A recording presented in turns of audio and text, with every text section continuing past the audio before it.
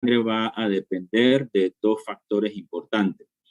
Uno, que es la fuerza neta de filtración, que es una fuerza física, y lo abreviamos PF. Y el otro es el factor que es propio de la física de la barrera, es decir, la amplitud que tiene esta área de filtración y la dimensión de sus poros. Y eso lo abreviamos como KF o coeficiente de filtración. Decíamos de que ese es un proceso continuo. La orina que se va a formar al final se almacena en la vejiga y es eliminada. Esta lámina que está aquí es lo mismo, nada más para indicarles otra cosa. Fíjense que aquí sale el agua, pero no solamente se filtra agua, también van los iones, sodio, cloro, potasio, etcétera, urea, glucosa, ¿sí? No van proteínas. Las proteínas que si acaso se filtran son las de bajo peso molecular y una cantidad muy pequeña en 24 horas. Así que para efectos prácticos no hay proteínas en la orina. La glucosa que llega aquí, toda se filtra, pero toda es reabsorbida. Así que tampoco tenemos glucosa normalmente en la orina. Es decir, si ustedes tienen un paciente que presenta glucosuria, eso es patológico. Puede ser que ya la membrana filtrante está alterada y por eso esto se está eliminando más.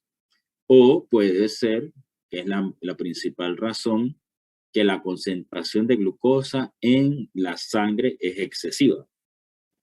Entonces, la reabsorción se satura, que es un mecanismo molecular. Entonces, el transportador transporta su máxima capacidad, pero el resto es eliminado en la orina. ¿Okay? Si esto falla, tenemos entonces la diálisis, que también se basa en un proceso físico, por eso es que lo metemos en biofísica. Es un proceso físico donde la sangre es derivada del paciente y pasa entonces a través de unas membranas artificiales. Estos tubos que se representan aquí en este recuadro son estos tubos que están acá aparte. Aquí son unos tubos de polietileno y adentro del tubo está la membrana filtrante, que es una membrana artificial. También van a pasar por una serie de soluciones que le llamamos de soluciones dializadoras. Y al final entonces la sangre ya filtrada retorna entonces al paciente. Claro, este proceso hay que repetirlo porque continuamente se están produciendo metabolitos y continuamente si el riñón no funciona bien se acumulan esos metabolitos. ¿Qué tan frecuente debe ser el proceso? Bueno, depende del grado de enfermedad del paciente.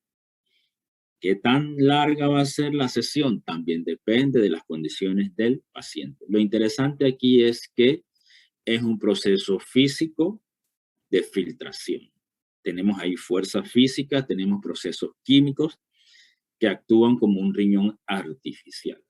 Claro, lo mejor sería reemplazar el riñón con un trasplante de órgano, pero el trasplante es toda otra historia. Bien, el otro concepto que tenemos que revisar al final, ya lo habíamos visto antes, la ley de Laplace. Habíamos dicho en aquel momento de que nosotros tenemos una estructura esférica, lo vimos allá en el alvéolo, y teníamos una relación de que explicaba la tensión que se va a dar en la pared del alvéolo que dependía de la presión interna por el radio, entre dos. Pero si se trata de una estructura cilíndrica, no tendríamos que dividir entre dos. Sin embargo, acá en dinámica de fluidos también tenemos una situación muy parecida. ¿Cómo la vemos? La vemos aquí en la vejiga. Entonces la orina llega por aquí por el uréter y se almacena en la vejiga. Así que si nosotros queremos visualizar eso que acabamos de hablar, esta esfera que está aquí representaría la vejiga. Entonces adentro yo voy a tener que cada vez que va llegando la orina se desarrolla una presión, ¿sí? Al desarrollarse esa presión interna, aumenta la tensión en la pared de la vejiga urinaria. Pero en el caso de la vejiga, en esta pared muscular también tenemos terminaciones nerviosas. Y allí también hay mecanorreceptores. Entonces, estos receptores se estimulan por efecto mecánico y generan potenciales de acción. Primero potenciales de receptor que sabemos que se suman, luego potenciales de acción. Y esos potenciales de acción van hacia el sistema nervioso central. Ascienden por una vía en la médula espinal hasta el tallo cerebral, donde tenemos un centro de la micción. Pero la información no se queda hasta allí. También tenemos una parte que llega a la corteza cerebral y se hace consciente la sensación. Entonces usted siente que la vejiga está distendida y eso le llamamos el primer aviso. Hay cierta cantidad de volumen y cierto grado de tensión que se desarrolla en la pared. ¿Qué sucede a veces? Bueno, a veces sucede de que ese mecanismo que estamos hablando no funciona bien y entonces es necesario aplicar la biofísica, que ya lo habíamos comentado antes. Entonces, el volumen urinario contenido en la vejiga no es desalojado normalmente y se hace necesario usar los principios que vimos anteriormente del teorema de Torricelli. De manera que el catéter que se inserta aquí por la vía uretral llega entonces hasta acá, hasta la vejiga. Fíjense que aquí tiene un orificio lateral y es lo que hablábamos en aquel momento con el arreglo del tubo de Venturi. Y aquí hay un pequeño balón. Ese balón contiene aire y mantiene entonces a la sonda metida allá en la vejiga, o sea que eso no atraviesa la uretra, que no se sabe, en otras palabras. Y tenemos el efecto de succión que habíamos comentado antes. La cantidad de orina que está aquí se va a comportar entonces como esa columna hidrostática, de manera entonces que la presión que hay aquí interna favorece la salida del líquido por la uretra.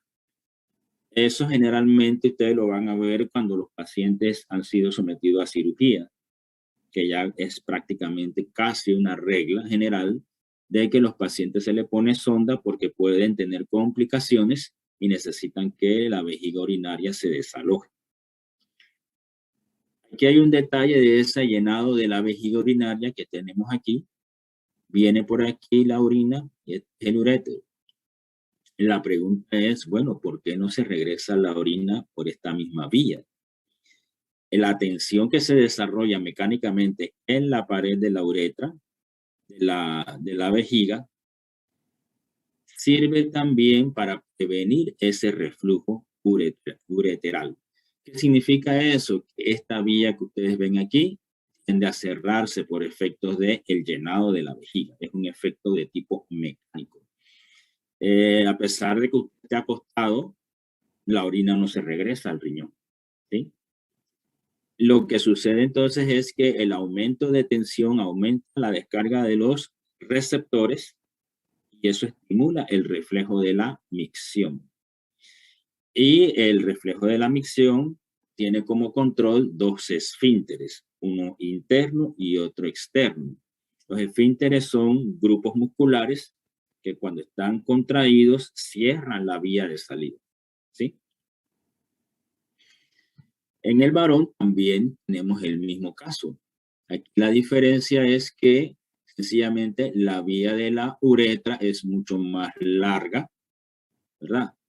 Más tortuoso el camino que en el caso de las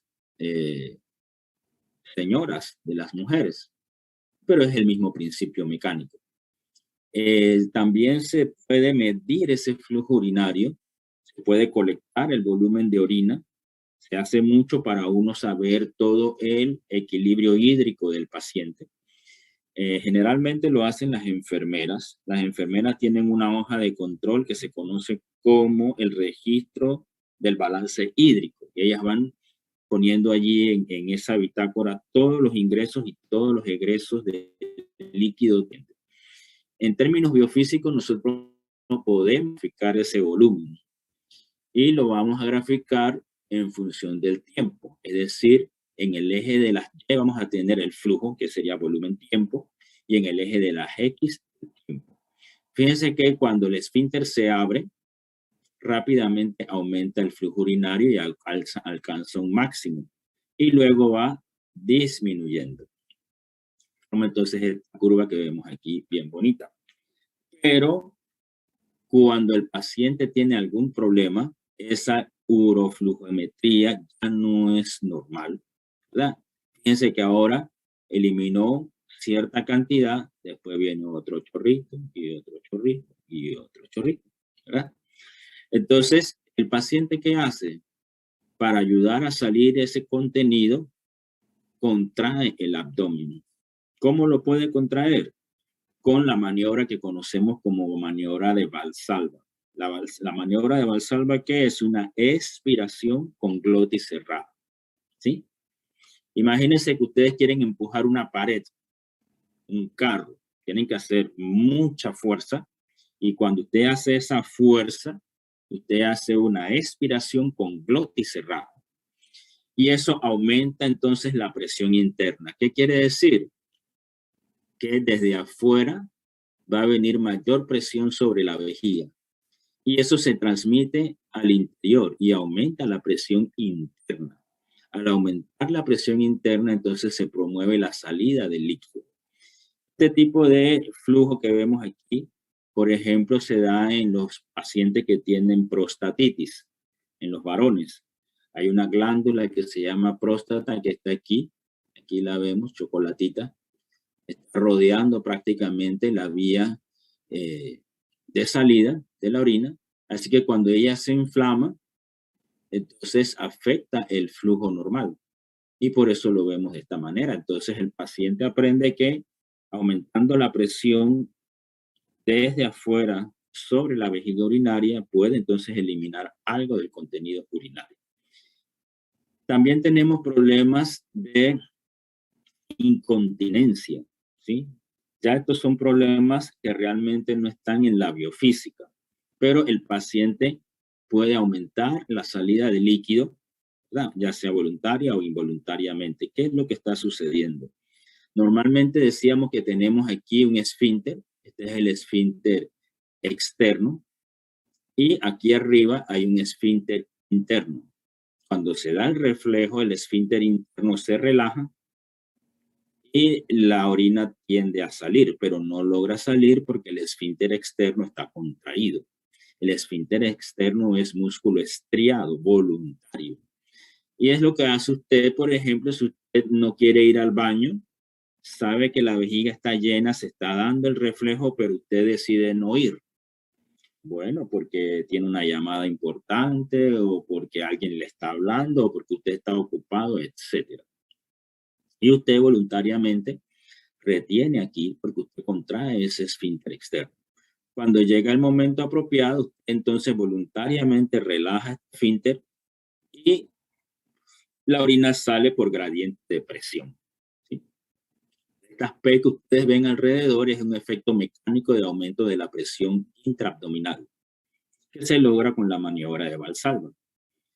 Existe también el problema de que la persona no puede contraer efectivamente este esfínter externo. Y cuando aumenta la presión intraabdominal, por ejemplo, un ataque de tos, un estornudo, un ataque de risa, ¿verdad? Especialmente en las mujeres, algo de orina logra salir. También ustedes lo van a encontrar en los pacientes, las pacientes posparto. ¿Sí? En algunas de ellas, estos músculos, que le llamamos los músculos del piso pélvico, ¿verdad? No se contraen adecuadamente.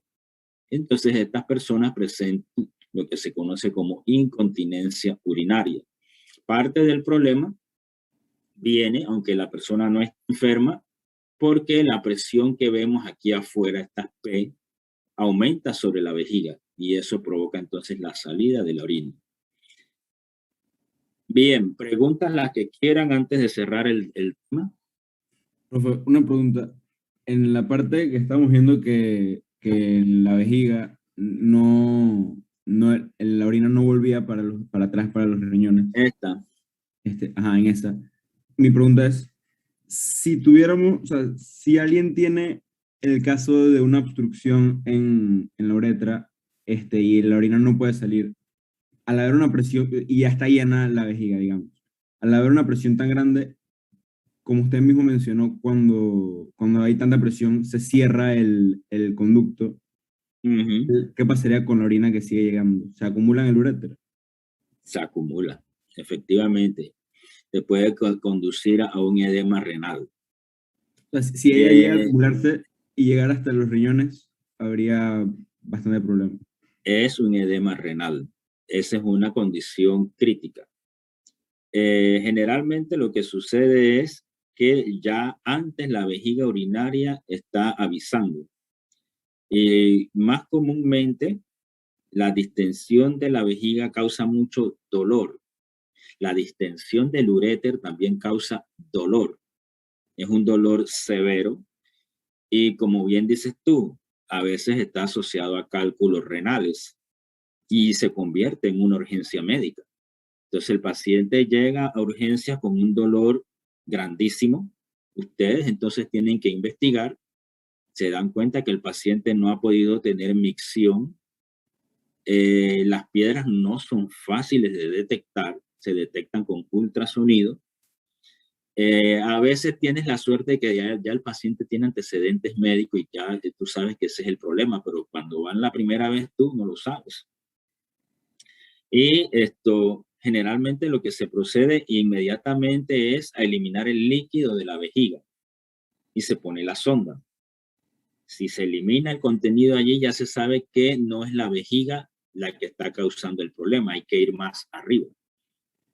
Si se hace la prueba de imagenología diagnóstica y se comprueba que están estas piedras allí, hay que ver del tamaño de esos cálculos, porque a veces son tan pequeñitos que salen solos. Y si el paciente no los elimina, entonces se pueden destruir, ni siquiera hay que abrir al paciente, sino que se pueden destruir con ultrasonido. Ya si nada de eso resulta, entonces sí es quirúrgico, ¿verdad? Pero hay una serie de alternativas antes de hacer algo más invasivo. Pero lo que te va a llevar o lleva al paciente es el dolor, te lo lleva inmediatamente a buscar ayuda, porque no es un dolor soportable a la larga. ¿Otra pregunta? Profe, yo tengo una pregunta en la última imagen. La última diapositiva. Sí. Esa capacidad de mantener contraído o de poder contraer el esfínter externo, eso se va Ajá. perdiendo a lo largo del tiempo. Pregunto porque Eso es correcto. por lo menos con las personas mayores, Eso cuando es están correcto. durmiendo, se despiertan al día Eh, siguiente mojados allá abajo. eso es correcto lo que dices, Brian. Ustedes son la generación de médicos que probablemente va a tener más pacientes geriátricos, o sea, pacientes que son de la tercera y de la cuarta edad. Las expectativas de vida del panameño han aumentado, así que ustedes van a tener una gran cantidad de pacientes que presentan esa condición que está mencionando Brian. Con la edad disminuye el reflejo, disminuye el control, la parte neurológica se afecta y por lo tanto el control del esfínter también. Ahora, si ves este problema, Brian, en un niño, por ejemplo, los niños que se orinan en la cama cuando están durmiendo, ellos no tienen eso relacionado con la edad, porque no es la edad para eso. El problema de ellos en realidad es un problema psicológico, ¿sí? La mayoría de las veces, no un problema mecánico neurológico, sino es un problema psicológico y eso se conoce como enuresis nocturna. Allá el psicólogo tiene que tratarlo y tratar de buscar la causa. Y ustedes buscan acá la parte orgánica, vamos a llamar así, la parte del cuerpo del niño, qué es lo que tiene, si hay algún nervio, alguna lesión, etcétera. Pero generalmente muchos de estos casos son de tipo psicológico. Así que hay que considerar la edad, como bien dices tú. ¿Otra pregunta? Yo tengo otra pregunta, profe, sobre esa misma diapositiva. yo quisiera saber si la incontinencia urinaria en las embarazadas tiene algo que ver con el suelo pélvico, porque la verdad es que yo he escuchado y he visto como en internet que pasa, o sea, que como que una de las razones por la que pasa es porque como que el suelo pélvico como que no está como, no sé si decirlo muy bien así, como que no está tan como trabajado, no sé cómo explicarlo. Entonces yo quería saber si la incontinencia era o sea, si la incontinencia era como una respuesta a que el suelo pélvico, a alguna, o sea, no sé, pues como que algo tenía que ver el suelo pélvico, o sea, si era como una causa directa, eso o no. No, no necesariamente es una causa directa, pero sí asociada. Sí hay relación. ¿Qué es lo que sucede allí, María Ábrego? Hay un grupo de músculos en esa región que llamamos el piso pélvico. Esos músculos están entre la uretra y el orificio anal. Entonces, ese grupo de músculos pierde tono. Al perder el tono muscular, generalmente se ve afectado postparto, ¿verdad? Por todo el trauma, etcétera. Esto se pierde algo de control sobre el esfínter. Entonces, tú como médico puedes ayudar a tu paciente con una serie de ejercicios. Esos ejercicios con el tiempo, ¿verdad? Son ejercicios para músculos del suelo pélvico. Esos ejercicios a la larga también recuperan el control del esfínter. Y si resulta eso, como tú lo has planeado con tu paciente, no hay necesidad de hacer ningún otro tratamiento. Pero sí hay una asociación. No una causa directa, pero sí asociada. Ahora sí, María Ábrego. Sí, profe, muchísimas gracias. Ok. ¿Otra pregunta? Bien, si no hay otra pregunta, entonces vamos a cerrar aquí. Y entonces vamos a ver la parte que tiene que ver con visión.